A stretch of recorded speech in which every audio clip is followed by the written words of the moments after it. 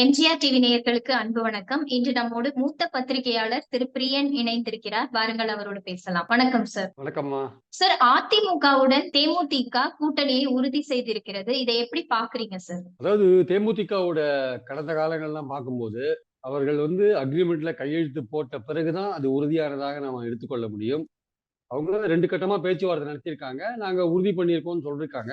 இருந்தாலுமே தேமுதிகவுடைய அந்த கடந்த கால வரலாறுகளை பார்க்கும்போது அவர்கள் அக்ரிமெண்ட்ல கையெழுத்து போட்டாலே தவிர அவர்களுடைய கூட்டணி உறுதியாக்கப்பட்டது என்று உறுதியாக சொல்ல முடியாது என்பது கருத்து. ஏன்னா அவங்க கேட்கிற தொகுதிகள் அல்லது நம்பர் அல்லது ராஜ்யசபா உறுப்பினர் அல்லது இப்போ 2 சட்டமன்றத்துக்கு இடைத்தேர்தல் நடக்க போகுது. ஒன்று விளவங்கோடு, இன்னொன்று அஹ், திருக்கோயிலூர். ஸோ 2த்துலயும் அவங்க திருக்கோயிலூர் சீட்டை கேட்கறாங்க, சட்டமன்ற சீட்டை கேட்கறாங்க. அதனால அதெல்லாம் அதிமுக கொடுப்பாங்களான்னு சொல்ல முடியாது. ஸோ அதனால இந்த தொகுதிகள் பிரச்சனையில நம்பர்ஸ்ல கூட 4ன்றது ரொம்ப அதிகம்னு அதிமுக ஃபீல் பண்றவங்க இருக்காங்க. அதனால அல்டிமேட்டா தொகுதிகள் நம்பர்ஸ் மட்டுமல்ல, தொகுதிகள் அப்புறம் தேர்தல் செலவுக்கான ஒரு பணம் அது அதிமுகட்டையும் பாஜக சேர்ந்தாலும் பாஜகட்டையும் கேட்பாங்க. ஸோ அந்த தேர்தல் செலவுக்கான பணம் அது ஒர்க் அவுட் ஆகலைன்னா அது யோசிப்பாங்க அவங்க ஆக்சுவலா. ஏன்னா இப்பெல்லாம் தேர்தல்னா ஒரு ஒரு எம்பி கான்ஸ்டியூன்சிக்கு நீங்க 75 லட்சமோ இல்லை 90 லட்சமோ செலவழிக்கலாம், அபிஷியலா செலவழிக்கலாம்னா கூட நீங்க குறைஞ்சபட்சம் ஒரு 15 கோடி இல்லாம நீங்க கண்டெஸ்ட் பண்ண முடியாது. அதனால அவங்க எந்த கட்சியோட கூட்டணி சேர்றாங்களோ பெரிய கட்சியோட அந்த கட்சிகிட்ட ஒரு தேர்தல் செலவு எதிர்பார்ப்பாங்க, தேர்தல் பணிகளுக்கான செலவு. அதனால அதெல்லாம் ஏடிஎம்கே எந்த அளவுக்கு கொடுப்பாங்களோ அதை பொறுத்து அந்த கூட்டணி அமையும். அதனால 2 கட்டம் 3 கட்டம் அந்த பேச்சுவார்த்தை எத்தனை கட்டம் வேணா நடக்கலாம். அன்லஸ் தேமுதிகவை பொறுத்த மட்டில் அவர்கள் கையெழுத்து போட்டால்தான் அதை உறுதியாக எடுத்துக்கொள்ள முடியும். சார், விஜயகாந்த் அவர்கள் இருந்தப்பவே ஈரோடு கிழக்கு தேர்தல், இடைத்தேர்தல் எல்லாம் நம்ம பார்த்தோம். பெரிய அளவுல தேமுதிகவுக்கு பலம் இருந்ததா தெரியல. சோ இப்போ விஜயகாந்த் அவர்கள் இருந்தப்பவே தேமுதிக எல்லாம் போயிடுச்சு அப்படின்ற மாதிரிதான் சொன்னாங்க. இப்போ தேமுதிக அதிமுகவுடன் கூட்டணி சேர்ந்து இருக்கிறதுனால என்ன பலன் கிடைக்கும்னு நினைக்கிறீங்க சார்? பெருசா ஒன்றும் பெரிய பலன் கிடைக்காது. பிரேமலதா கொஞ்சம் தமிழ்நாடு முழுக்க போய் பிரச்சாரம் பண்ணுவாங்க, அவங்க கொஞ்சம் எஃபெக்டிவா பண்ணுவாங்க. மற்றபடி வேற எந்த பலனும் கிடைக்கிற மாதிரி எனக்கு தெரியல. ஏன்னா போன எலெக்ஷன்ஸ்ல அவங்க அமமுகவோட கூட்டணியில இருந்தாங்க, பல கதவுகளை தட்டினாங்க, கடைசியில் அமமுக போய் சேர்ந்தாங்க, 60 தொகுதிகளில் போட்டி போட்டாங்க, ஒண்ணுத்துல கூட வின் பண்ணல. 0.42% ஓட்டு தான் எடுத்தாங்க, 50% 0.50க்கு கீழே தான் எடுத்தாங்க. ஸோ அப்படி இருக்கும்போது அவங்களுடைய செல்வாக்குன்றது 234 சட்டமன்ற தொகுதிகளில் பார்த்தீங்கன்னா ஒரு தொகுதிக்கு ஒரு 2000 3000. சில தொகுதிகளில், அதாவது விருதாச்சலமோ அல்லது கொஞ்சம் விருதுநகரோ இல்லை ராஜபாளையமோ இல்லை இந்த சைடு அரக்கோணமோ, இந்த மாதிரி சில ஒரு குறிப்பிட்ட ஒரு 10-15 தொகுதிகளில், மதுரையில் கூட கொஞ்சம் கான்சென்ட்ரேட்டடா கொஞ்சம் ஒரு 10,000 அளவு கூட ஓட்டு வங்கிகள் இருக்கலாம். ஆனால் ஒரு பார்லிமெண்ட் எலெக்ஷன்ல 15 லட்சம் ஓட்டு இருக்கு ஒரு தொகுதியில, பார்லிமெண்ட்ல. அதுல இந்த 10,000 ஓட்டுன்றது it is not a big thing. அதனால தேமுதிகவோட உண்மையான பலத்தை பார்த்து சீட்டு கொடுத்தாங்கன்னா அதிமுக 2 சீட்டுக்கு மேல கொடுக்க மாட்டாங்க. பரவலா அவங்களுக்கு ஒரு செல்வாக்கு இருக்கு அப்படின்னா ஒரு தொகுதியில வெற்றி தோல்வியை நிர்ணயிக்கிற அளவுக்கு செல்வாக்கு இருக்கா? இப்போ ஒரு 1000 ஓட்டுல கூட வின் பண்றவங்க இருக்காங்க. அதனால ஒவ்வொரு ஓட்டும் முக்கியன்ற ஒரு பாயிண்ட்ல பார்த்தா தேமுதிகவை சேர்த்துன்றது ஒரு நல்ல விஷயம்தான். ஆனால் அவங்களால வெற்றிக்கு எந்த அளவுக்கு ஒரு கேட்டலிஸ்ட் ஃபோர்ஸா இருக்க முடியும், ஒரு ஒரு ஹெல்ப்ஃபுல்லா இருக்க முடியும் பாத்தீங்கன்னா, முந்தி இருந்த ஓட் பேங்க் அவங்களுக்கு இல்ல. 2011க்கு அப்புறமே அவங்க விஜயகாந்த் இருந்த போதே 2014லயும் தோல்வி அடைஞ்சாங்க. இன்ஃபேக்ட் அந்த 2014 தேர்தலில் ஜெயலலிதா தனியா நின்னாங்க, திமுக காங்கிரஸ் தனியா நின்னாங்க, மக்கள் நல கூட்டணின்னு பாஜக, எம்டிஎம்கே, டிஎம்கே, பிஎம்கே எல்லாம் ஒன்னா நின்னாங்க. அதுல பிஎம்கே அன்புமணி வின் பண்ணாரு, பாஜகல அவங்க வின் பண்ணாரு, பொன் ராதாகிருஷ்ணன் வின் பண்ணாரு. பட் இவர் தேமுதிக யாருமே வின் பண்ணல. 2016லயும் இவங்க டிஎம்கே கூட்டணிக்கு போறாம இருந்தது. பழம் படுத்தி என் மடியில் விழுன்னு கருணாநிதி காத்திருந்தாரு. வைகோ அவரை தள்ளின்னு போயிட்டு தனியா ஒரு கூட்டணி அமைச்சாங்க, அவர் சிஎம் கேண்டிடேட்னாங்க. அதுலயும் ஒரு இடத்துல கூட அவர் வின் பண்ணல. 2019ல அதிமுக கூட்டணி சேர்ந்தாங்க பார்லிமெண்ட்ல, அதுலயும் வின் பண்ணல. 2021ல அமமுக சேர்ந்தாங்க, அதுலயும் வின் பண்ணல. சோ கடந்த 10 வருஷமாக தொடர்ந்து தோல்வியை தழுவி கொண்டிருக்கிற தேமுதிக, விஜயகாந்த் இருக்கும் பொழுதே சரிவை சந்தித்து விட்ட தேமுதிக, அதற்கு என்ன பலம் இருக்கிறது என்று நிச்சயமா பிரேமலதா தான் நமக்கு சொல்லணும். ஆக்சுவலா அவங்க இது மாதிரி சொன்னா அவங்க கோபம் வரும். பட் ஆனா உண்மையை சொல்ல வேண்டிய கட்டாயம் நமக்கு இருக்கு. என்ன பலம் இருக்கு? நீங்க விஜயகாந்த் அவருடைய இறப்புக்கு நிறைய பேர் வந்தாங்க, அதனால இன்னும் தேமுதிக ஆதரவு இருக்குன்னா, விஜயகாந்த் என்கிற ஒரு நல்ல மனிதர், அவர் இறந்து போயிட்டாருங்கிற ஒரு அனுதாபம் தமிழ்நாட்டில் இருந்தது, அதனால வந்தாங்க. அது தேமுதிகவுக்கான ஆதரவு நீங்க எப்படி எடுத்துக்கிறீங்க? அதை அந்த மாதிரி எடுத்துட்டா அது சரியா வராது என்பது என்னுடைய கருத்து. அதனால தேமுதிகவோட உண்மையான பலத்தை பார்த்து தான் அதிமுக கொடுக்குறாங்களா, இல்ல அதிமுகவுக்கு நம்மளும் ஒரு கூட்டணி கட்டமைக்கணும், தேமுதிக மாதிரி கட்சி நம்ம கிட்ட வந்துருச்சுன்னா நம்ம தனியாவே போற சமயத்துல நம்மளும் ஒரு பெரிய கூட்டணியை கட்டமைக்கிறோம். பாஜக தரப்புல நிறைய ஒன் மேன் ஆர்மி கட்சிகள்லாம் இருக்கு. அவங்களுக்கு இன்னும் பெரிய கட்சிகள் யாரும் வரல. தேமுதிக தரப்புல தேமுதிகவை நம்ம சேர்த்துட்டோம்னா அதிமுக என்ற கூட்டணிக்கு இன்னும் ஒரு பலம் வந்திருக்கும் அப்படின்ற மாதிரி எடப்பாடி நினைக்கிறார். ஆனா தேமுதிகவுடைய கோரிக்கைகளை ஏற்றுக்கொள்ற அளவுக்கு அதிமுக அந்த அளவுக்கு விட்டு கொடுப்பாங்களா அப்படின்றது ஒரு கேள்விக்குறி இருக்கு. இன்னொரு முக்கியமான விஷயம் என்னன்னா, தேமுதிகவையோ அல்லது பாமகவையோ அதிமுக விட்டு விட்டு கொடுக்கிற அளவுக்கு பாஜக வேடிக்கை பார்த்து கொண்டிருப்பார்களா என்கிற இன்னொரு விஷயமும் இருக்கு. அதாவது நம்ம கிட்ட கூட்டணியில் இருந்த ஒரு கட்சியை அதிமுக தனியா போற சமயத்துல இழுத்துன்னு போறாங்க அப்படின்றது பாஜக கூட்டணி பலமிழந்து தனியாக ஒரு காட்சியளிக்கிற ஒரு சுச்சுவேஷன் வரும்பொழுது பாஜக என்னடா அது இருக்கிற கட்சியெல்லாம் அதிமுக எடுத்துன்னு போயிட்டாங்கன்னா நமக்கு எந்த கட்சியும் இருக்க மாட்டாங்க அப்படின்னு பாஜக நினைச்சாங்கன்னா இப்போ பாஜக தேமுதிக அல்லது பாமகவோட பேச்சுவார்த்தை நடத்தக்கூடிய ஒரு வாய்ப்புகள் இருக்கு. அதிமுகவையே அவங்க கூப்பிடுற லெவலில் தான் இருக்காங்க பாஜக. அதிமுகவே நேற்று மாலை வரையும் கூப்பிட்டுருக்காங்கன்ற ஒரு பேச்செல்லாம் வருது. அதிமுக ஆனா நழுவி போறாங்க அப்படின்ற மாதிரிலாம் சொல்றாங்க. பட் இது அமித்ஷா கையில நேரடியா இந்த விவகாரத்தை கையில் எடுத்தாருன்னா எடப்பாடி என்ன நிலைமை எடுப்பார் சொல்ல முடியாது. ஆனால் தற்சமயத்துக்கு தனியா இருக்கிற மாதிரியான ஒரு சுச்சுவேஷன் இருந்து அதுக்கு ஏற்றபடி அவங்க ப்ரொசீட் பண்ணிட்டு இருக்காங்க. ஸோ இந்த அடிப்படையில பார்க்கும்பொழுது தேமுதிக அன்லெஸ் இந்த கையெழுத்து போட்டாலே தவிர அதுக்கு இருக்கிற செல்வாக்கு அல்லது அதெல்லாம் ஒரு ஒரு ஒரு இன்ஃபிலேட்டடா ஒரு அதிகமா இருக்கிற மாதிரியான ஒரு தோற்றத்தை கொடுக்குறாங்களே தவிர அதுக்கான உண்மையான செல்வாக்கு அந்த அளவுக்கு விஜயகாந்த் இருந்த அளவுக்கு இல்லை. அது இப்போ இருக்க விஜயகாந்த் இருக்கும் போதே குறைஞ்சு போச்சு, இப்போ ரொம்ப குறைஞ்சு போச்சு என்ற அபிப்பிராயம். அதுல ஒரே ஒரு ஆறுதலான அம்சம் என்னன்னா, பிரேமலதா அவர்கள் கொஞ்சம் பிரச்சாரம் கொஞ்சம் நல்லா பண்ணுவாங்க, எஃபெக்டிவா பண்ணுவாங்க. அது மட்டுமே அந்த கூட்டணிக்கு அட்வான்டேஜா இருக்கும். ஆனா தேமுதிகவுக்கு இன்னொரு பிரச்சனையும் இருக்கு. அதிமுக மோடியை அட்டாக் பண்ணாத பாஜக ஆட்சியை விமர்சிக்காம ஒரு பிரச்சாரத்தை, திமுக மட்டும் விமர்சிக்கிற மாதிரியான ஒரு பிரச்சாரத்தை கையில் எடுக்கும்போது தேமுதிக அந்த கூட்டணியில சேர்ந்ததுன்னா தேமுதிகவும் கிட்டத்தட்ட அதே மாதிரியான ஒரு பாஜக அட்டாக் பண்ண முடியாத அட்டாக் பண்ணாம ஒரு திமுகவை மட்டும் பிரச்சாரம் பண்ண வேண்டிய நிலைக்கு தள்ளப்படுவாங்க. அந்த சூழல் வரப்போற பார்லிமெண்ட்ல ஒர்க் அவுட் ஆகுமான்றது எனக்கு சந்தேகம். ஏன்னா வரப்போற பார்லிமெண்ட் மோடி இருக்கணுமா வேண்டாமான்ற ஒரு தேர்தல். அதுல திமுகவை அட்டாக் பண்ற ஒரு விஷயத்தை எடுத்தீங்கன்னா நீங்க அவுட் ஆஃப் போக்கஸ்ல போயிடுவீங்க. நீங்க ஆக்சுவலா நீங்க இந்த மெயின் ஸ்ட்ரீம்ல இருந்து தள்ளி போயிடுவீங்க. அதனால தேமுதிகவும் அந்த நிலைக்கு தள்ளப்படும். அதிமுகவோட எந்த கட்சி கூட்டணிக்கு சேர்ந்தாலுமே அதிமுக ஒரு நேரடியான பாஜகவை கடுமையான எதிர்க்கிற ஒரு நிலைப்பாட்டை மோடியின் ஆட்சியை கடுமையாக விமர்சிக்கிற ஒரு நிலைப்பாட்டை எடுக்கணும். எடுக்கலைன்னா அவங்களுக்கான ஓட்டுகள் மோடி எதிர்ப்பு ஓட்டுகள் கிடைக்காது. மோடி எதிர்ப்பு ஓட்டுகள்னா சிறுபான்மை எதிர்ப்பு ஓட்டுகள் கிடைக்காது. நீங்க சும்மா ஏதோ விலைக்கு வந்திருக்கீங்க, தேர்தலுக்கு அப்புறம் நீங்க சேர்ந்துருவீங்க, நீங்க பாஜகவை விமர்சிக்க மாட்டேன்றீங்கன்ற எண்ணம் வரும். சோ நீங்க அதிமுகவோட சேர்றதன் மூலமா தேமுதிகவும் இந்த மாதிரியான ஒரு நிலைப்பாட்டை எடுத்தா அது நிக்கிற இடத்துல அதுக்கு சிறுபான்மை ஓட்டு கிடைக்காது. ஸோ இந்த ஆபத்தெல்லாம் உணர்ந்துதான் தேமுதிக அந்த கூட்டணியில் சேருதுன்னு நினைக்கிறேன். அதிமுக முதல்ல தனியா போகிறதா இல்லையான்றதை நம்ம தேர்தல் தேதி அனௌன்ஸ் பண்ற வரையும் வெயிட் பண்ணி பார்க்க வேண்டிய அவசியம் இருக்கு. ஏன்னா பாஜக நேற்று மாலை வரையும் முயற்சி பண்ணியிருக்காங்கன்ற ஒரு தகவல் வருது. அதனால இது வெயிட் பண்ணி தான் பார்க்கணும். ஏன்னா தேர்தல் போது கூட்டணி என்பது சில திடுக்கிடும் திருப்பங்கள்லாம் வரதுக்கான வாய்ப்புகள் இருக்கு. தற்சமயத்துக்கு அதிமுக தேமுதிக ஒரு மாதிரி செட் பண்ணி கூட்டணியில் சேர்த்திருக்கிற மாதிரியான ஒரு தோற்றம் தெரிஞ்சா கூட தேமுதிக அந்த உறுதி இதுல அக்ரிமெண்ட்ல கையெழுத்து போடாத வரையும் தேமுதிகவை நம்ப முடியாது என்பது என் கருத்து. சார், இதுவரைக்கும் பாட்டாளி மக்கள் கட்சி கூட்டணியே உறுதி செய்யல. அவங்க எப்படி சார் அதிமுகவுடைய கூட்டணிக்கு வருவாங்க? இல்ல எடப்பாடி பழனிசாமியுடைய பேரத்துக்கு பிடி கொடுப்பாங்கன்னு நினைக்கிறீங்களா? அதான் எடப்பாடி பழனிசாமி என்ன நினைக்கிறாரு, பாமக தேமுதிக போன்ற கட்சிகளை சேர்த்துக் கொண்டு தான் ஒரு பிரம்மாண்டமான கூட்டணியை கட்டமைத்து, அதாவது திமுக கூட்டணியில ஏதாவது பிரச்சனை வருமா, அங்கேருந்து ஆளுங்க யாராவது வருவாங்களா, விடுதலை சிறுத்தைகள் வருவாங்களான்னு கூப்பிடுறாங்க. அதாவது அதிமுகவை பாஜக வாங்க வாங்கன்னு கூப்பிடுறாங்க.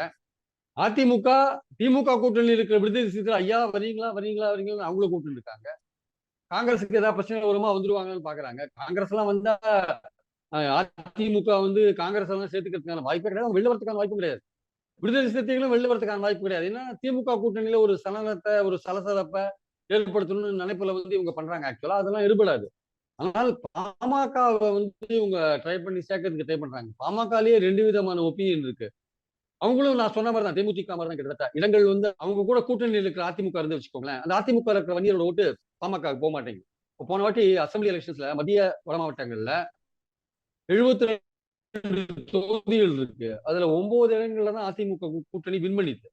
அதுல ஒரு தொகுதியில தான் பாமக வின் பண்ணிது. இத்தனைக்கும் அவங்க ஒரு 7 தொகுதிகள்ல அவங்க வன்னியர்கள் பாமக செல்வாக்கா இருக்கிற 7 தொகுதிகளில் போட்டி போட்டாங்க. ஒரு தொகுதியில தான் வின் பண்ணாங்க. ஸோ பாமகவுக்கு மற்ற கட்சியில் இருக்கிற வன்னியர்கள் ஓட்டு டிரான்ஸ்ஃபர் ஆக மாட்டேங்குது. அது மட்டும் இல்லாம வன்னியர்கள் எல்லாரும் மற்ற வகுப்பினர் இருக்காங்களே அவங்க ஓட்டும் டிரான்ஸ்ஃபர் ஆக மாட்டேங்குது. தலித் ஓட்டும் டிரான்ஸ்ஃபர் ஆக மாட்டேங்குது. சிறுபான்மையர் ஓட்டும் டிரான்ஸ்ஃபர் ஆக மாட்டேங்குது. ஏன்னா அவங்க திமுக கூட்டணியில உறுதியா இருக்காங்க. அதனால அதனால வந்து பாமக வந்து தோக்குறாங்க. அவங்க பாமக வன்னியர்கள் மட்டுமே ஓட்டு போட்டா வின் பண்ண முடியாது. அவங்க ஒரு தொகுதியில 20% தான் இருப்பாங்க வச்சுக்கோங்க. அவங்க ஓட்டு போட்டா வின் பண்ண முடியாது. மற்றவங்களும் ஓட்டு போடணும். கூட்டணி கட்சியோட ஓட்டும் டிரான்ஸ்ஃபர் ஆகணும். அது அவங்களுக்கு நடக்க மாட்டேங்குது. அவங்க அவங்க செல்வாக்கா இருக்கிற ஏரியாலேயே சீட்டு கேட்கறாங்க. இந்த நாகப்பட்டினத்திலேருந்து ஆரம்பிச்சீங்கன்னா அப்படியே மயிலாடுதுறை, அப்படியே வந்தீங்கன்னா இந்த சைடு வந்து கடலூர், விழுப்புரம், திருவண்ணாமலை, இந்த சைடு வேலூர், அரக்கோணம் வரையும் இந்த தொகுதி தான் கள்ளக்குறிச்சி. இந்த தொகுதிகளும் அவங்க கேட்பாங்க. நாகப்பட்டினத்திலேருந்து அரக்கோணம் வரையும் கேட்பாங்க. அந்த அந்த அந்த கிராஸ் செக்ஷன் நீங்க கேட்கும்போது அதே வந்து தேமுதிகலையும் கேட்கறாங்க. கள்ளக்குறிச்சி கேட்கறாங்க. அரக்கோணம் கேட்கறாங்க. அதுல ஒரு பிரச்சனைகள் வருது. அதனால வந்து பாமகவை நீங்க எவ்வளவு சேர்த்துனீங்கன்னா, எவ்வளவு தூரம் அவங்களுடைய வெற்றி பாசிபிள் அப்படின்றது ஒரு கேள்விக்குறியா இருக்கு. பாமக வந்து ஒரு 6% ஓட்டு வச்சிருக்கு. அவங்க வந்து ஒரு நல்ல எதிர்க்கட்சி அரசியல் பண்றாங்க. அதெல்லாம் கரெக்ட் தான். பட் ஆனா வின்னிங் அந்த வின்னபிள் ப்ராபபிலிட்டி இருக்குல்ல, அது ரொம்ப குறைவா இருக்கிறத நான் பார்க்கிறேன். இது வந்து யதார்த்தமான ஒரு விஷயம்.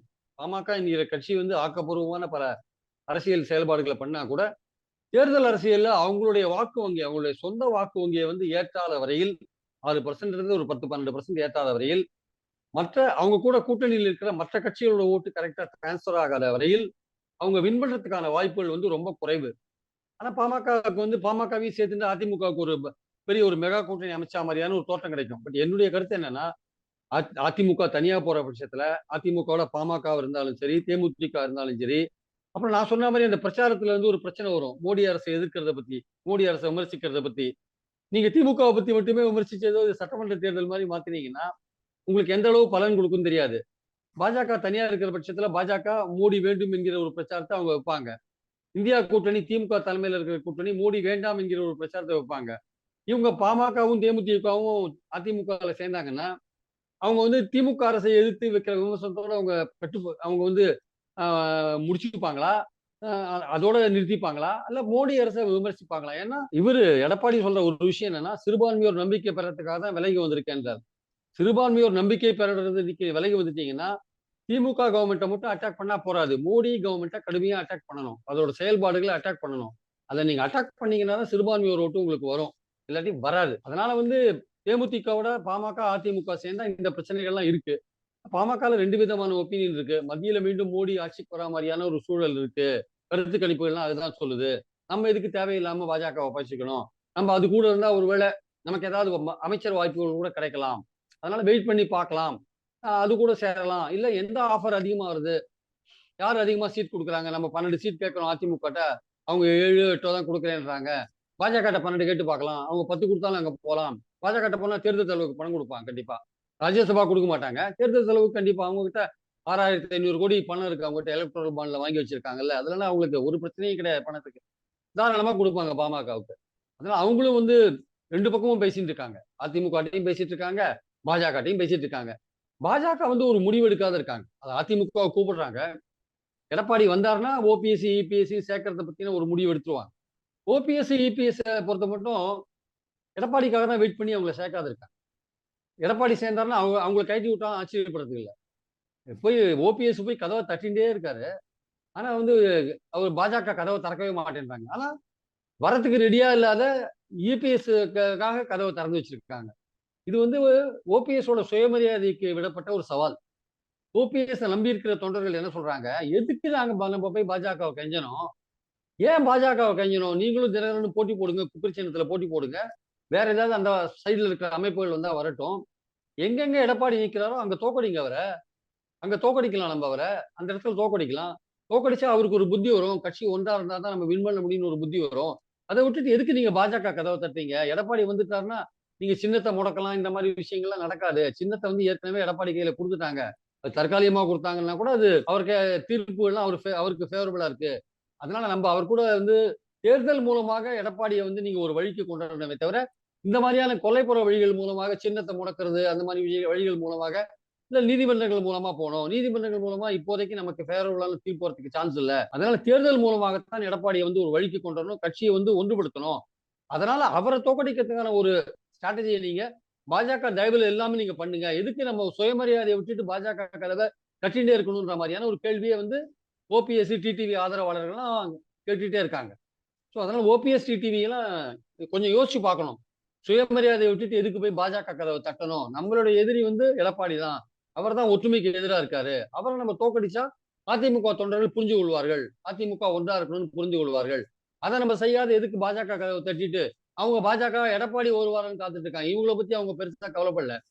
அதனால சுயமரியாதை உள்ள இருக்கிற அதிமுக தொண்டர்கள், ஓபிஎஸ் பின்னாடி இருக்கிற அதிமுக தொண்டர்கள், அதுவும் குறிப்பா போன வாட்டி 10.5% கொண்டு வந்தது யாரு? ஓபிஎஸ் சொல்லியும் கேட்காம கொண்டு வந்தது யாரு? பன்னீர்களுக்கு யார் கொண்டு வந்தது? இபிஎஸ் தான் கொண்டு வந்தார். அது கொண்டு வந்ததுனால ஓபிசி எம்பிசியில் இருக்க 20% இருக்கிற முக்குலத்தோர்கள்ல ஒரு பிரிவினர் பெரிதும் பாதிக்கப்பட்டார்கள். அதான் அவங்க சொல்றாங்க. ஒரு பிரிவினர் பெரிதும் பாதிக்கப்பட்டார்கள். அதனால நம்ம வந்து எப்படியும் வந்து இபிஎஸ் வந்து அரசியல் ரீதியா நம்ம வந்து அவருக்கு வந்து ஒரு சரிவை கொடுக்க வேண்டும். அதனால வந்து டிடிவி அவர்களும், ஓபிஎஸ் அவர்களும் தனியாகவே நின்று எங்கெங்கு எடப்பாடி போட்டி போடுகிறாரோ அங்கெல்லாம் அவரை வீழ்த்துங்க. வீழ்த்த ட்ரை பண்ணுங்கன்றதான் அந்த தொண்டர்கள், ஓபிஎஸ் பின்னாடி இருக்கிற, டிடிவி பின்னாடி இருக்கிற தொண்டர்கள் நினைக்கிறாங்க. ஆனா அவங்க 2 பேரும் ஏதோ பாஜக தான் நமக்கு எல்லாம் பண்ணும்னு நினைச்சிட்டு போயிட்டு இருக்காங்க. ஆனா பாஜக வந்து அவங்களுக்கு வந்து தேர்தல்ல வந்து வெற்றி ஒன்றே லட்சியமா போவாங்க. அவங்க வந்து கூட வராரே, இவ்வளவு வருஷம் வராரே, அவ்வளவு வருஷம் வராரே எல்லாம் அந்த அந்த விதமான பாசம்லாம் எதுவும் வச்சு காட்ட மாட்டாங்க. வேண்டாம்லாம் தூக்கி போட்டுட்டு கருவேப்பிலை மாதிரி பயன்படுத்திட்டு போட்டுட்டே இருப்பாங்க. சோ அதனால இபிஎஸ் பாஜக வந்து ஒரு டிசிஷன் எடுக்கல. அதாவது இபிஎஸ் ஏத்துக்க இபிஎஸ் வருவாரா மாட்டாரான்னு தெரியல. அவர் வந்தாருன்னா ஓபிஎஸ், டிடிவியை கழட்டி விட்டுருவாங்க. அவருக்காக நம்மள வெயிட்டிங் லிஸ்ட்ல வச்சிருக்காங்களேன்னு ஒரு சுயமரியாதை வந்து ஓபிஎஸ் ஃபாலோ பண்ற தொண்டர்களுக்கும், டிடிவி ஃபாலோ பண்ற தொண்டர்களுக்கும், நம்ம எதுக்கு ஓபிஎஸ்க்காக வந்து பாஜக காத்துட்டு இருக்கு, நம்மள வந்து ஓரங்கட்டி வச்சிருக்கேன்ற ஒரு பெரிய ஒரு வருத்தம், ஒரு மன உளைச்சல் அவங்களுக்கு இருக்கு. சார், இப்ப புதிய தமிழகம் கட்சியில இப்போ எடப்பாடி பழனிசாமியை சந்திச்சு கூட்டணியை உறுதி செஞ்சிருக்காங்க. தென் பகுதிகள்ல இதனால ஒரு பெரிய பலத்தை கூட்ட முடியுமா? இல்ல அதாவது அந்த ஓ அதிமுகவை பொறுத்த மட்டில் அவர்களுக்கு நான் ஏற்கனவே சொன்ன மாதிரி, அங்க ஒரு பகுதியினர் வந்து இபிஎஸ் மேல கோவமா இருக்காங்க. சோ அந்த மாதிரி பட்சத்தை அந்த அந்த சூழல்ல வந்து தேவேந்திர குல வேளாளர்கள் அவங்க வந்து ஒரு 4, 5 தொகுதிகள் கொஞ்சம் கொஞ்சம் இந்த டிசைடிங் ஃபேக்டரா இருக்காங்க. குறிப்பா தென்காசி, தூத்துக்குடி, ராமநாதபுரம், விருதுநகர், திண்டுக்கல், அப்புறம் இந்த பக்கம் டெல்டால கூட நாகப்பட்டினம் போன்ற பகுதிகளில் ஓரளவுக்கு தேவேந்திர குல வேளாளர்கள் செல்வாக்கா இருக்காங்க. அவங்க வந்து பாஜக மேல ஏன் கோபமா இருக்காங்கன்னா, பாஜக வந்து தேவேந்திர குல வேளாளர்கள் 7 பிரிவை ஒன்றா இணைத்து ஒரு டிவிகே தேவேந்திர குல வேளாளர்னு பேரை கொடுத்தாங்க. ஆனால் அவங்கள வந்து இந்த எஸ்சி பட்டியல்ல இருந்து அவங்களை எடுக்கல. அதான் அவங்க கோரிக்கை. அது வந்து டாக்டர் கிருஷ்ணசாமி எவ்வளவோ சொல்லியும் அதை வந்து பாஜக ஒன்றும் கண்டுக்கவே இல்லை. அந்த எஸ்சி பட்டியல்ல இருந்து அவங்க பேர் எடுக்கல. அதனால அந்த கோச்சிட்டு தான் வந்து இப்போ ஏடிஎம்கே தரப்புக்கு போறாரு. ஆனா ஏடிஎம்கேல வந்து அவருக்கு வந்து கேட்கிற தொகுதிகள்லாம் கொடுப்பாங்களா? தென்காசி கொடுக்க மாட்டேன்றாங்க. தென்காசி அவருக்கு முக்கியமான தொகுதி டாக்டருக்கு. 98ல இருந்தே அங்க போட்டி போட்டு இருக்காங்க. வெற்றி பெறாட்டி கூட அங்க போட்டி போட்டு இருக்காரு. ஆனா அதை கொடுக்க மாட்டேன்றாங்க. அதுல வந்து நாங்க தான் போட்டி போடுவோம்னு சொல்றாங்க. ஆனா நீங்க தூத்துக்குடி எடுத்துக்கோங்க. அவர் ராம்நாடு கேட்கிறாரு. 3 தொகுதி கேட்கிறாரு. ராம்நாடு, தூத்துக்குடி, தென்காசி. அதுல தொகுதியை ஐடென்டிஃபை பண்றதுல டாக்டருக்கும் எடப்பாடிக்கும் பிரச்சனை இருக்கு. அதனால அந்த கூட்டணி வந்து பாஜகவுல மீண்டும் நீங்க சேரக்கூடாது என்கிற கண்டிஷனோட தான் கிருஷ்ணசாமி அங்க போயிருக்காரு. எடப்பாடிட்ட போயிருக்காரு. ஏதாவது நாளைக்கு ஏதாவது திடுக்கிடும் திருப்பமாக எடப்பாடி போய் மீண்டும் பாஜகவோட ஒரு பெரிய கூட்டணி, மெகா கூட்டணி அமைக்கணும், மோடி அரசு மீண்டும் வரணும்னு ஏதாவது திடுக்குன்னு ஏதாவது சொல்லிட்டாருன்னா, ஏன்னா அரசியல்ல எந்த திருப்பமும் நடக்கிறதுக்கான வாய்ப்புகள் இருக்கு. ஆனா அவர் ஒரு கண்டிஷன் போட்டு போயிருக்காரு. நீங்க மீண்டும் பாஜகவுக்கு போக மாட்டீங்க இல்லையான்ட்டு. நம்ம போக மாட்டோம், தனியா தான் நிக்கிறோம்னு எடப்பாடி உறுதிமொழி கொடுத்திருக்காரு. அதை நம்பி டாக்டர் கிருஷ்ணசாமி அங்க போயிருக்காரு. அவர் போயிருக்கிறதுல 3 தொகுதி கேட்கிறாரு. அவங்க வந்து தூத்துக்குடி எடுத்துக்கோங்க, ஒரே தொகுதி தான் கொடுப்போம் அப்படின்னு சொல்லியிருக்காங்க. அதுல தென்காசி கொடுக்க மாட்டோம்னு சொல்றாங்க. அதனால அவங்களுக்குள்ள ஒரு பிரச்சனை ஓடிட்டு இருக்கு. 3 தொகுதிக்கு பதிலா வேணா 2 தொகுதி அதிகபட்சமா தரோம். தென்காசி தரமாட்டோம் அப்படின்றாங்க. சோ இதனால வந்து அந்த தொகுதிகளை ஐடென்டிஃபை பண்றதுல பிரச்சனை இருக்கு. 3ன்றது 2ன்னு சொல்றாங்க. 2ன்றது அவரு கேட்கிற தொகுதிகள் கிடையாது அப்படின்றாங்க. அதனால வந்து அந்த கூட்டணியில அதுவும் வந்து அக்ரிமெண்ட் இறுதியாகல. அதுவும் வந்து பேச்சுவார்த்தை இழுத்துட்டு இருக்கிறத நம்ம பார்க்கிறோம். அது இந்த வரப்போற தேர்தல் அறிவிப்பு நாள், நாளைக்கோ நாளைக்கோ தேர்தல் அறிவிக்கிறாங்க. அறிவிக்கிறதுக்கு அறிவிச்ச பிறகு கூட ஏதாவது திடுக்கிடும் திருப்பங்கள்லாம் நடக்கிறதுக்கான வாய்ப்புகள் இருக்கு. அரசியல் வந்து நிச்சயமாக சாதாரணமா நம்ம எதிர்பார்க்கிற மாதிரியான விஷயங்கள் நடக்கும்னு சொல்ல முடியாது. 1+1 2ன்னு நம்ம எதிர்பார்ப்போம். 1+1 3 மாறதுக்கான வாய்ப்புகள் கூட இருக்கு. அதான் அரசியல் ஆக்சுவலா. அதனால வந்து இப்ப தற்சமயத்துக்கு கிருஷ்ணசாமிக்கு கேட்ட தொகுதிகள் கிடைக்கலன்றதுதான் அடிப்படையான விஷயம். பேச்சுவார்த்தைகள் நடந்துட்டு இருக்கு. சார், ஏறக்குறைய தேர்தலை நெருங்க போகுது. இன்னமும் பாஜக, அதிமுக கிட்ட கூட்டணிக்காக முயற்சி செஞ்சுட்டு இருக்கிறதா சொல்றாங்களே, இதை எப்படி பாக்குறீங்க? இல்ல அதுக்கான பாசிபிலிட்டி இருக்குங்க. எடப்பாடி பிரதமர் இங்க வரும்போது எடப்பாடி வந்து ஒண்ணுமே பேச மாட்டேன்றாரு. அவருடைய ஊழல்னு திமுக அட்டாக் பண்றாரு. எடப்பாடி கவர்மெண்டோட மாஜி மந்திரிகள் மேல பல ஊழல் புகார்கள் இருக்கு. இங்க இருக்கிற டிவிஎஸ்சி பல புகார்கள் எஃப்ஐஆர் எல்லாம் போட்டிருக்காங்க. இங்க இருக்கிற ஊழலை மறந்துட்டு பிரதமர் வந்து திமுக மட்டும் பேசிட்டு போயிட்டு இருக்காரு. ஸோ அதனால வந்து நிச்சயமாக வந்து எடப்பாடியை பத்தி ஒன்றும் பேசல, அதிமுகவை பத்தி ஒன்றும் பேசல அப்படின்னா, இதுவே நீங்க தேர்தல் போது தனித்தனியா இருக்கும்போது இது தொடர்ந்து இருந்ததுன்னா எப்படிங்க மக்கள் நம்புவாங்க? பாஜகவை எப்படி நம்புவாங்க? இது அதிமுக எப்படி நம்புவாங்க? பாஜக அதிமுக அட்டாக் பண்ணாம, அதிமுக பாஜகவை அட்டாக் பண்ணாம இருந்தா எப்படி வந்து மக்கள் வந்து உங்களை நம்புவாங்க? சோ நீங்க ஒரு ஒரு நிலைப்பாடு எடுக்க வேண்டாமா நீங்க? நீங்க வந்து மோடி அடுத்து மீண்டும் ஆட்சிக்கு வரணுமா வேண்டாமான்றதுல அதிமுகவோட நிலைப்பாடு என்ன? வெறும் ஸ்டாலின் அட்டாக் மட்டும் போருமா இந்த எலெக்ஷன்ல உங்களுக்கு? சரி, மோடியை பொறுத்த மட்டும் ஊழலுக்கு எதிரான ஒரு நாங்க போராடுறோம், களமாடுறோம் சொல்றீங்களா? அப்போ திமுக பத்தி பேச நீங்க அதிமுக பத்தின உங்க நிலைப்பாடு என்ன? ஏன்னா கொஞ்சம் வருஷத்துக்கு முன்னாடி உங்க அமித்ஷா சொன்னாரு, இந்த திராவிட இயக்கங்கள் தான் தமிழ்நாட்டிலே ஊழல் ஆக்கிருக்குன்னு சொன்னாரு. அப்ப அதே ஸ்டாண்ட்ல நீங்க இன்னும் இருக்கீங்களா? நடுவுல 4.5 வருஷம் நீங்க அதிமுக ஆட்சிக்கு முட்டு கொடுத்ததை எல்லாரும் பார்த்தாங்க. அதனால வந்து அந்த அதாவது அவங்களுக்கு என்னன்னா பாஜகவுக்கு என்னன்னா ஒரு மெகா கூட்டணி, அதாவது 2019 இருந்த மாதிரியான ஒரு மெகா கூட்டணி கட்டமைச்சா திமுக வந்து ஒரு குறைஞ்சபட்சம் ஒரு 10 தொகுதிகளில் கடும் போட்டி கொடுக்கலாம். அதுல ஒரு 5 தொகுதிகள் வரையும் வெற்றி பெறலாம் அப்படின்னு அவங்க நினைக்கிறாங்க. அதுக்கான முயற்சிகள் தான் அவங்க இறங்கியிருக்காங்க. ஆனா வந்து எடப்பாடி பிடி கொடுக்காம இருக்காரு. அவருக்கான கதவு திறந்தே வச்சிருக்காங்க. பாஜக வந்து அவங்களுக்கு மகாராஷ்டிரா, பீகார், அப்புறம் வந்து பஞ்சாப், அப்புறம் ஆந்திரா இங்கெல்லாம் வந்து கூட்டணி கட்சிகள் இருந்து கூட அவங்களால அங்க இன்னும் இடங்களை வந்து பகிர்ந்து கொள்ள முடியல. பெரிய பிரச்சனை ஓடிட்டு இருக்கு அவங்களுக்கு ஆக்சுவலா. அதனால அவங்க வந்து அந்த ஸ்டேட்ஸ்ல எல்லாம் கான்சென்ட்ரேட் பண்ணிட்டு இருக்காங்க. அது முடிஞ்ச பிறகு தமிழ்நாட்டுக்கு வருவாங்க. தமிழ்நாட்டுல வரும்பொழுது அவங்க என்ன மாதிரியான முடிவு எடுக்கிறாங்க? இபிஎஸ் கழட்டி விடுறாங்களா? இல்ல சேர்த்துக்கிறாங்களா? இல்ல சேர்த்துக்கிறதுக்கு என்ன கண்டிஷன் அவர் போடுறாரு? அப்போ அவர் சேர்த்துட்டாருன்னா ஓபிஎஸ், டிடிவி கதி அதோகதி தானா? நடு ரோட்ல தூக்கி விட்டுருவாங்களா? அது பார்க்கணும். இல்ல அவர் சேர மாட்டேன்னு சொன்னாருன்னா, அப்போ ஓபிஎஸ், இபிஎஸ் சேர்த்தாருன்னா, அவங்க அவருக்காக தான் வெயிட் பண்ணி கடைசியில சேர்த்தாங்கன்னா, ஏதோ வந்து ஓபிஎஸ்சியும், டிடிவியும் ஏதோ கிள்ளுக்கிறையா ஒரு கருவேப்பிலையா நினைக்கிற ஒரு மனப்போக்கு தான் பாஜகவுக்கு இருக்குன்னு நான் பார்க்கிறேன் ஆக்சுவலா. இது எப்படிப்பட்ட ஒரு மனநிலையை வந்து அவருடைய ஆதரவாளர்களுக்கு உண்டாக்குன்னு எனக்கு தெரியாது. ஆனால் பாஜக வந்து ஒரு இபிஎஸ் வேண்டாம் அல்லது வேண்டும்ங்கிற முடிவு எடுக்கும்போது தான் தமிழ்நாட்டில் இருக்கிற தேமுதிக, பாமக போன்ற கட்சிகள் கூட தங்களுடைய நிலைப்பாட்டை தெளிவுபடுத்தும் என்பது என் கருத்து. சார், தொகுதி பங்கீட்டுல 3 கேட்டு பேச்சுவார்த்தை நடக்குது அப்படின்னு சொன்னீங்க. விடுதலை சிறுத்தை கட்சிகளுடைய தொகுதி பங்கீடெல்லாம் ஏன் இன்னும் இழுபறியிலே இருக்கு? வழக்கம் போல கம்யூனிஸ்ட் கட்சிக்கெல்லாம் 2 கொடுத்து முடிச்சுட்டாங்க. போன முறை விடுதலை சிறுத்தை கட்சிக்கும் அப்படித்தானே கொடுத்தாங்க. இந்த முறை 3 கேட்டு அடம் பிடிக்கிறதுக்கு என்ன காரணம்? இதை எப்படி புரிஞ்சுக்கிறது சார்? இல்ல, அவங்க தங்களுக்கு செல்வாக்கு வளர்ந்துக்கிறதா அவங்க சொல்றாங்க. அது அவங்க இப்படி நினைக்கிறதுல வந்து தவறும் கிடையாது. அவங்க என்ன சொல்றாங்க, 2 தலித் தொகுதி, ஒரு பொது தொகுதி கேட்கறாங்க. திமுக வந்து பொது தொகுதி கொடுக்கறதுக்கு ரெடியா இருக்காங்க. ஆனா பொது தொகுதி கொடுத்தா நீங்க உதயசூரியன் சின்னத்துல நிக்கணும்னு சொல்றாங்க. அது அவங்க ஒத்துக்க மாட்டேன்றாங்க. நாங்க பானை சின்னத்துல தான் நிப்போம்ன்றாங்க. அப்ப நீங்க 2 தொகுதி வாங்கிக்கோங்க. ஒரு தலித் தொகுதி, ஒரு பொது தொகுதி வாங்கிக்கோங்க. நீங்க உங்க உங்க பானை சின்னத்திலே நின்னுக்கோங்கன்றாங்க. இல்ல நீங்க 2 தலித் தொகுதி, ஒரு பொது தொகுதி குடுக்கணும். நாங்க எல்லாத்துலயுமே பானை சின்னத்துல நிப்போம். அப்படின்ற மாரி அவங்க சொல்றாங்க. அது வந்து திமுக தரப்புல வந்து கொஞ்சம் யோசிக்கிற ஒரு விஷயமா இருக்கு. இவங்க வந்து ரொம்ப அன்பு தொல்லை குடுக்குறாங்க. பிரஷர் ஜாஸ்தியா குடுக்குறாங்க. யாரு? விடுதலை சிறுத்தைகள். அதாவது திமுக கூட்டணியை விட்டு விலகி வரா மாரியா எண்ணம் அவங்களுக்கு கிடையாது. 2019 ஒரு வெற்றி கூட்டணியா அவங்க அதுல இருக்காங்க. அதுல தான் தொடர்ந்து இருப்பாங்க. மோடி வேண்டாம் என்கிறதுல உறுதியா இருக்காங்க. மோடி வரக்கூடாது என்பதில் உறுதியா இருக்காங்க. அதிமுக மாரி ஒரு இரட்டை மனத்துல இல்ல. மோடி வேணும். மோடி விஷயத்துல ஒரு முடிவு எடுக்க முடியாம திணற எடப்பாடி மாரி அவங்க இல்ல. யாரு? திமுக கூட்டணியில் இருக்கிற கட்சிகள் கிடையாது. மோடி வேண்டாம் என்பதில் உறுதியாக இருக்கிறார். அதனால இவங்க ஜெயக்குமார் என்னதான் வலைய வீசினாலும் அ விடுதலை சிறுத்தைகள் வரமாட்டாங்க.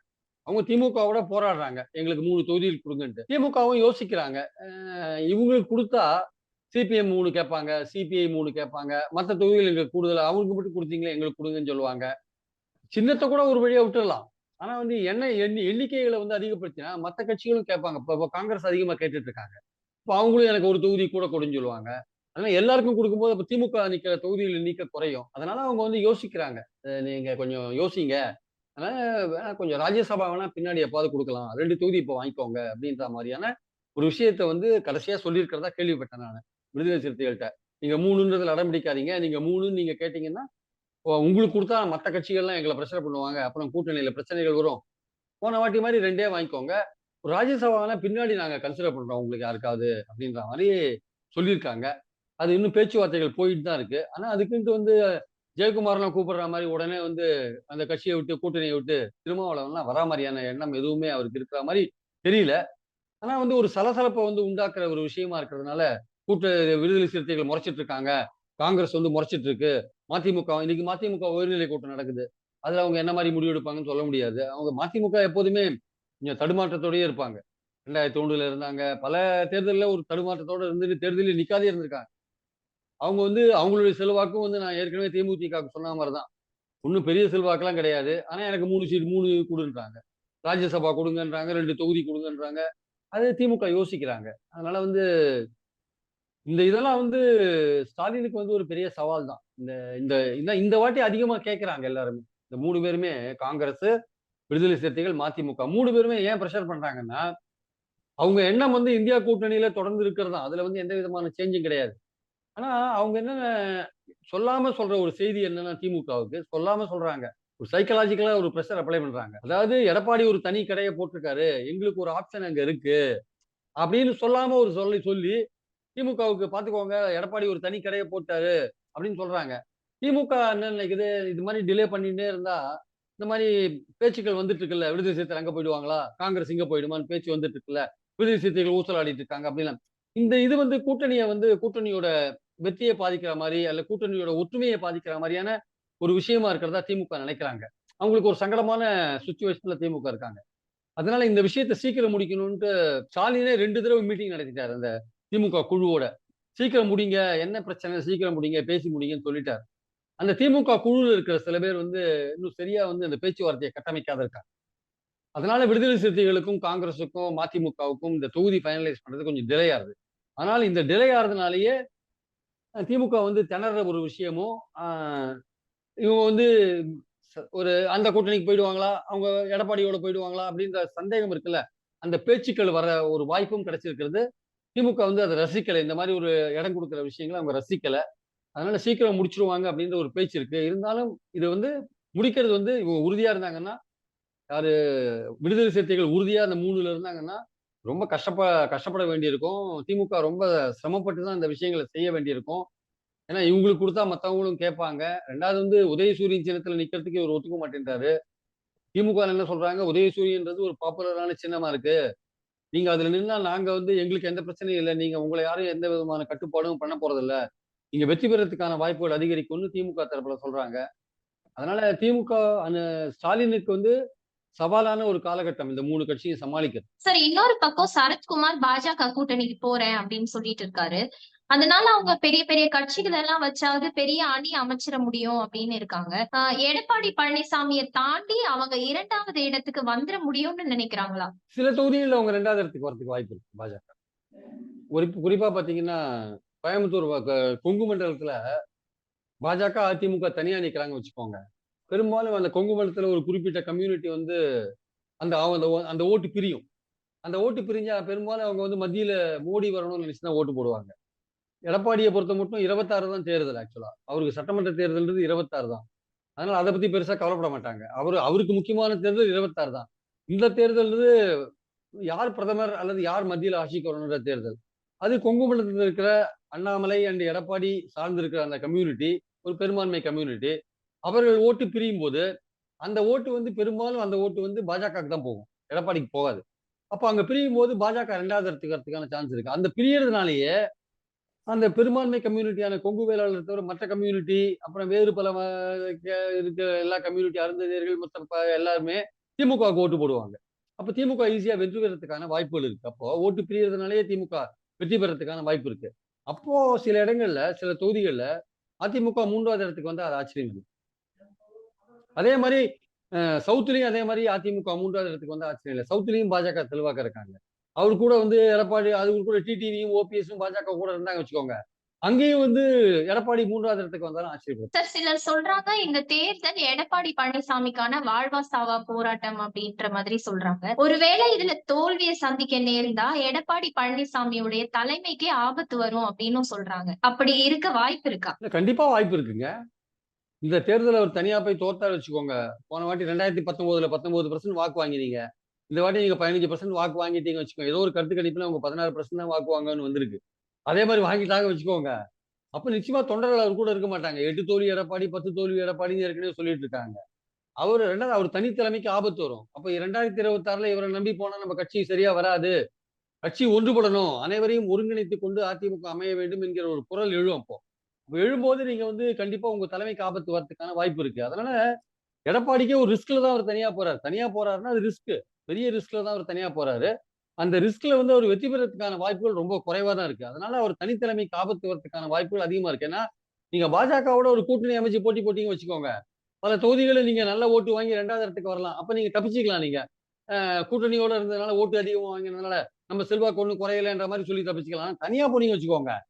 நீங்க பாஜக நீங்க தனியா போறாங்க, நீங்க தனியா போறீங்கன்னா, ஓட்டுகள் பிரியும்போது சீமான் இருக்காரு 3 அணியா ஓட்டு பிரியும்போது, உங்களுக்கு வந்து குறைவான ஓட்டு கிடைச்சது. போன வாட்டி 2019ஓட குறைவான ஓட்டு, 2021ஓட குறைவான ஓட்டு அப்படின்னு கிடைச்சது வச்சுக்கோங்க. உங்க செல்வாக்கு குறைஞ்சு போச்சு. நீங்க தலைமை பதவியில இருக்கிறதுக்கு லாயக்கு இல்ல அப்படின்னு அதிமுக தொண்டர்களோ, அது பின்னாடி இருக்கிற பொதுக்குழு உறுப்பினர்களோ, இல்ல எம்எல்ஏக்களோ நினைக்கிறதுக்கான வாய்ப்புகள் இருக்கு.